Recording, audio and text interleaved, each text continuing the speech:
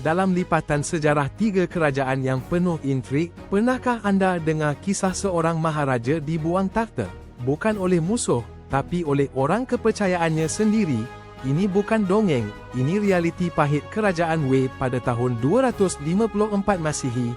Maharaja Chao Feng, seorang pemuda yang memegang takhta, sebenarnya hanyalah boneka di tangan jeneral paling berkuasa, Sima Shi. Sima Shi, dengan ambisi yang membara dan licik, melihat Chao Feng sebagai penghalang. Dia tekad untuk mengukuhkan cengkaman kekuasaannya. Dengan keputusan yang berani dan kejam, Sima Shi mengarahkan penggulingan Chao Feng. Tanpa segan silu, maharaja itu dilucutkan gelaran dan diturunkan takhta menjadi Raja Qi. Sebuah tindakan yang mengejutkan seluruh istana dan mengubah lanskap politik Wei. Bukan itu sahaja, Sima Shi segera melantik Cao Mao, seorang kerabat diraja yang lebih muda, sebagai maharaja baharu.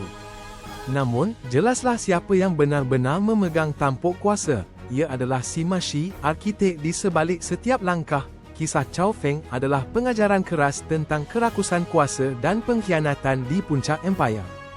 Ia menunjukkan bagaimana ambisi peribadi boleh menghancurkan takdir seorang maharaja dan mengubah haluan sebuah dinasti. Sebuah babak gelap yang jarang diceritakan, namun penting dalam sejarah China.